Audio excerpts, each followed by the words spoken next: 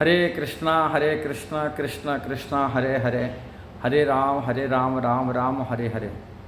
ISKCON गुरु आप देखे होंगे, अभी यूट्यूब में कुछ दिन पहले से बैंगलोर इस्कॉन की मधु पंडित प्रभु कुछ स्पीच दिए और अमोघ लीला प्रभु कुछ बोले और कुछ भक्त बोले, कुछ माता जी बोल रहे हैं, किसी इस्कॉन गुरु ऊपर कंट्रोवर्सी बात हो रहा है।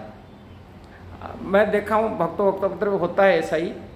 श्रील प्रभुपाद भी कहे भक्तों तो आपस में क्यों ऐसे ही लड़ते हैं। आप प्रभुपाद हमेशा बोलते थे इस्कॉन के भक्त डायमंड है, शुद्ध भक्ति है। पर शुद्ध भक्त का बीच में आपस में लड़ाई कैसा होता है, इसे आपस में क्यों ये करते। श्रील प्रभुपाद इस जो समाधान की एक बात बताए, पहले डायमंड जो होता है, जैसे डायमंड अशुद्ध अवस्था में रहता है, माने खान में रहता है, वो खान में रहने का टाइम जो डायमंड आता है वो उसका चमकीला गुण नहीं होता है। वो है तो डायमंड, किंतु उसके अंदर कचरा रहता है, कुछ कलमस रहता है, जिसके कारण से वो गंदी कारण से वो चमकीला पड़ता नहीं। किंतु वही डायमंड जब रगड़ा जाता है, वो रगड़ने से उसका गंदगी हट जाता है, वो चमकीला चीज़ बाहर प्रकाश निकाल जाता है, बाहर देखना मिलता है, ये डायमंड जैसा लगता है, पूरा चमकीला होता है। ऐसे ये भक्त लोग को डायमंड है, शुद्ध भक्ति का मार्ग पर है, शुद्ध भक्ति कर रहे हैं, और उसी रास्ता में जो करा जाता है वो डायमंड जैसा ही जैसे चमकीला, इसे आपस में जब लड़ते हैं तभी उनका चमकीलापन अपने आप आ जाएगा। प्रभुपाद कहा करते ये एक समय आएगा, ये शुद्ध भक्ति का मार्ग को चमकीला दिखा जाएगा, ये शुद्ध भक्ति क्या होता है।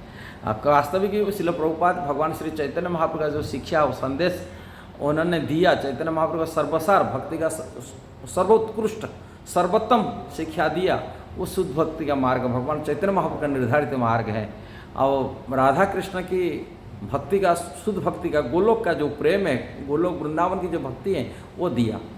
किंतु यहाँ इस्कॉन के जो गुरु के अंदर में बात चल रहा है, प्रभुपाद के मिशन में प्रभुपाद गुरु की प्रतिनिधि रूप में कैसा है। वास्तविक इस्कॉन तो गुरु हिसाब से देखा जाए तो प्रभुपाद की शिक्षा आज भी सब बलवत्त है, सब सर्वोत्कृष्ट है। ये कभी इस्कॉन में प्रभुपाद जी का जो पदवी है, उनका आसन है, वो घटेगा नहीं किसी समय किसी काल में। जब तक इस्कॉन है तब तक यह आसन बनी रहेगा प्रभुपाद के उच्च आसन का। प्रभुपाद ये संस्था का संस्थापक आचार्य है, और उनका शिक्षा, उनका निर्देश, उनका नियम कानून जो कुछ है इस्कॉन में श्रील प्रभुपाद है। जो भी इस्कॉन में आज गुरु हम देख रहे हैं, वो गुरु भी अपना मत दे नहीं सकता।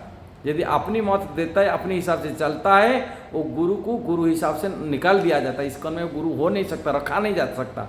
यदि इस्कॉन के जो प्रभुपाद जी का नियम को पालन नहीं करेगा, कि प्रभुपाद जी निर्देशित रास्ता पर नहीं चलेगा, इस्कॉन में इस्कॉन उसको हटा देता है।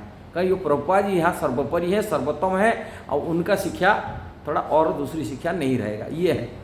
और दूसरी जो इस्कॉन में दीक्षा की समस्या बोलते, दीक्षा गुरु का ये करे, इस बारे में प्रभुपाद क्या बोले। प्रभुपाद कई बार बोलते अपने ऑडियो में, लेक्चर में है, सुने होंगे, कभी देखे होंगे, प्रभुपाद हमेशा बोलते गुरु भी कोई भी बन सकता है। प्रभुपाद बोलते कोई भी गुरु बन सकता है। कौन गुरु बन सकता है? यदि वो अपनी गुरु का आदेश को कड़ाई से पालन करता है। दूसरी चीज, गुरु वैष्णव होना चाहिए, वैष्णव परंपरा में होना चाहिए, और वो शास्त्र का नियम को निर्देशित रास्ता पर चलता है, अपना गुरु का आदेश को ठीक से पालन करता है, और जो वैष्णव विधि विधान को नियम को पालन करता है। श्रील रूप गोस्वामी शिक्षा जैसे रूप गोस्वामी 6 वेगु दमन करने गुरु, वही गुरु हो सकता है जो संसार को शिष्य बना सकता है। कौन हो सकता है? जो 6 वेगु को दमन कर सकता है। श्रील प्रभुपाद यही सिखाया था। ये जो 6 वेगु गुरु मतलब उन्होंने अपना जो 6 वेग है, वाच वेगम, मनसा क्रोध वेगम, जिह्वा वेगम, उदर उपस्थ वेगम, ये 6 वेग।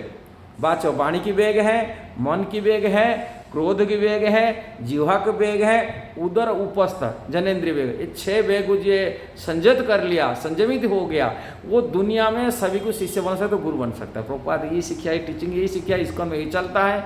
अब प्रभुपाद यही शिक्षा, अब वो ये जो चीज़ नियम को पालन करता है, वो वैष्णव गुरु होने का लायक हो जाता है। उसमें कोई बड़ी बात नहीं। प्रभुपाद का कोई बड़ी बात नहीं, ये तो सभी कोई भी गुरु बन सकता है। ये नियम को पालन करेगा, आओ गुरु बन जाएगा।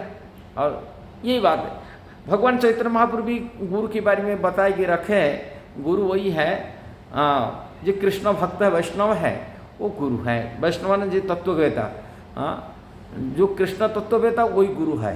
भगवान चैतन्य जो कृष्ण के विज्ञान को ठीक से जानकारी किया है, जानता है, और कृष्ण के ठीक ठीक प्रेजेंटेशन दे सकता है कृष्ण के बारे में, जो तत्वज्ञानी है कृष्ण के बारे में, कृष्ण की शास्त्र की निपुणता जिनके पास है वो गुरु हो सकता है। भगवान चैतन्य महाप्रभु का वैष्णव ना बोले किवा विप्र किवा न्यासी शूद्र के न है, जय कृष्ण तत्ववेता सही गुरु है। भगवान चैतन्य महाप्रभु कहते से विप्र हो सकता है, शूद्र भी हो सकता है, सन्यासी भी हो सकता है, गृहस्थ भी हो सकता है, उसमें कोई मतलब नहीं, किंतु कृष्ण तत्ववेता होना चाहिए। भगवान चैतन्य महाप्रभु का ये जो कृष्ण तत्ववेता सही गुरु है, ये भगवान चैतन्य महाप्रभु आप प्रभुपाद यही शिक्षा दिया अपने जीवन में।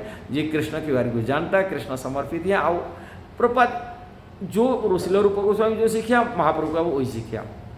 या कंट्रोवर्सी है शिल प्रभु अंतिम जीवन में जब अपने शरीर शांत होने का कुछ महीना किस काल के समय में जो गुरु आगे इस्कॉन कैसा चलेगा इसी बारे प्रश्न किए थे, भक्तों लोग को पूछे, विशेषकर तमाल कृष्ण महाराज पूछे थे प्रभुपाद आप जाने वाले आप गुरु कैसा बनते। प्रभुपाद वहाँ तभी बोले थे, बोले गुरु तुम दे सकते हैं, गुरु दीक्षा दे सकते, ये कर सकते, मेरा मैं जो बताई रखे वो मैं बिहाफ में, मेरा बिहाफ में गुरु बन दीक्षा देने के लिए प्रभुपाद कहे मैं गुरु हूँ, मेरा बिहाफ पे गुरु देने बोले बताए रखे। पूर्ण तमिल के समाज प्रश्न करते हैं जो शिष्य होंगे वो क्या होंगे, आपके क्या नाता जुड़ेगा। प्रभुपाद वो ना बोलते वो मेरा ग्रांट डिसाइपुल होंगे, ग्रांट डिसाइपुल माने गुरु की गुरु होते, ग्रांट डिसाइपुल होते, माने परम गुरु गुरुदेव और परम गुरुदेव। प्रभुपाद ये बात बताई के रखे। प्रभुपाद नहीं कहे ये मेरा मैं दीक्षा गुरु होऊंगा, मैं ही उनका गुरु होगा, ऐसे नहीं। प्रभुपाद ग्रांट डिसाइपुल ये बात भी आगे प्रभुपाद कहे।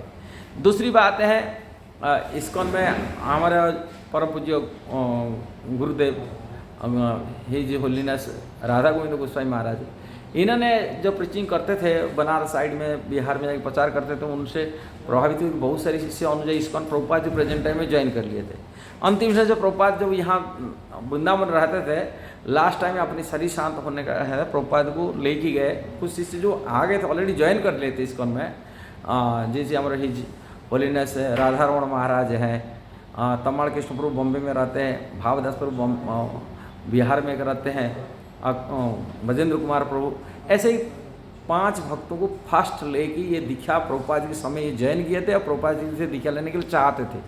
तभी हमारे गुरु महाराज पुराने वरिष्ठ होने के नाते उनको लेके उनको प्रभुपाद जी पास जब लेके गए दीक्षा देने के लिए, प्रभुपाद जी हमको आपको दीक्षा दिला दीजिए, आओ ये लोग इतना दिन रह रहे सेवा कर रहे हैं, किंतु प्रभुपाद बोले नहीं मैं नहीं दिखा दूँ, तुम दिखा देना, सीधा बोलते। पर इसके बाद महाराज जी बोलते कैसा हम दिखा मैं कैसा दूंगा, जब गुरु जी की प्रभुपाद जी को मानते, प्रभुपाद स्वामी में ज्वाइन करते, कैसे दिखा मैं दूंगा प्रभुपाद जी को। पर इसके बाद और यहाँ की जो मंदिर के प्रेसिडेंट थे तभी मंदिर के अध्यक्ष जो हैं उनको साथ में लेके गए।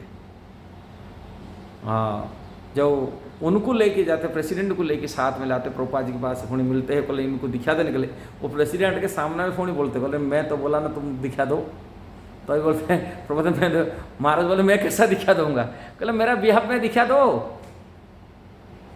वास्तविक जो गुरु दिखा आज भी इस्कॉन में दे रहे वो प्रभुपाद जी के बिहाफ में ही दिखा देते, तो प्रभुपाद ही गुरु है, प्रभुपाद जी के बिहाफ में वो दिखा देते।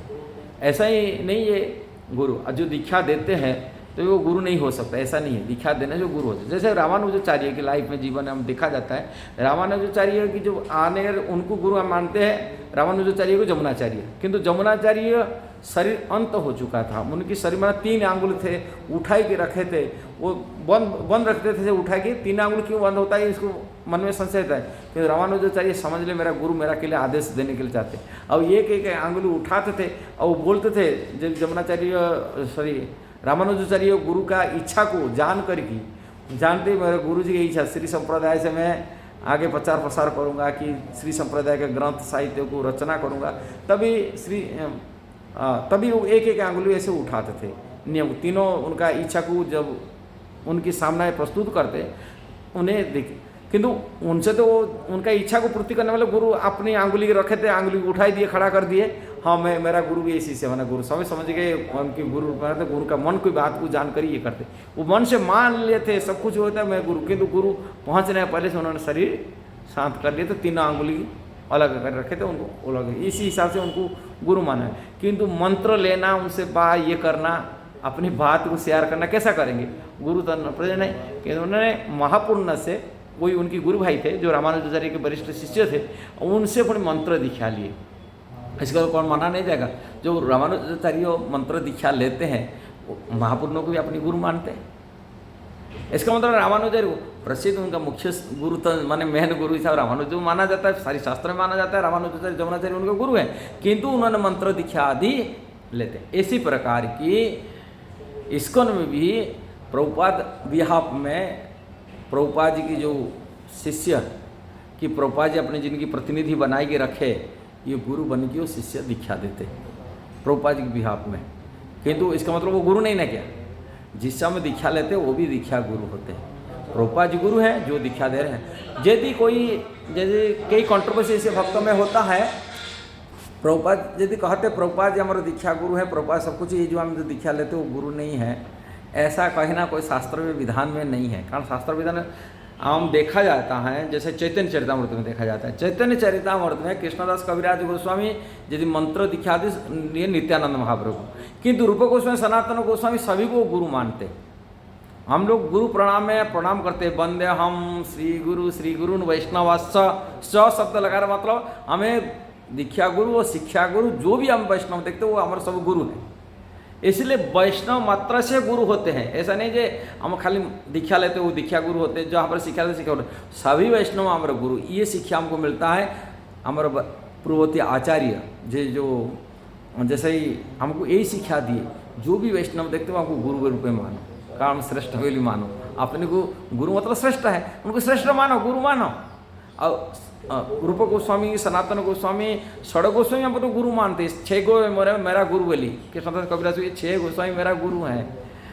अपने दीक्षा बोलते केवल अपनी दीक्षा गुरु के सीमित नहीं रखे, जो भी वैष्णव थे अपनी गुरु बोली मानते थे। इसलिए गुरु सभी वैष्णव के चरण में प्रार्थना, सभी वैष्णव हमारे गुरु हैं। इसको में यही है मानना चाहिए, जो भी वरिष्ठ हमसे जिससे शिक्षा लेते हैं, हमसे जो श्रेष्ठ हैं उनको गुरु मानो। और इवन हमारा जो आचरण होना चाहिए, इतना नम्र व्यवहार हमारे पूर्ववर्ती आचार्य को किए, सभी वैष्णव के सम्मान किए, सभी वैष्णव को अपना गुरु मानते थे और उनको सम्मान देते थे। ये हमारा पद्धति है, वैष्णव मतलब ही गुरु रहता है। ये शिक्षा इसी देते हैं, अपने को नम्रता मानकर, मैं अपने को छोटा मान कर के शिक्षा दिए। किंतु यहाँ कंट्रोवर्सी ऐसा नहीं होना चाहिए, आपस में लड़ना नहीं चाहिए, किंतु गुरु हिसाब से सभी को सम्मान करना चाहिए और सभी वैष्णव प्रति अपराध से मुक्त होना चाहिए।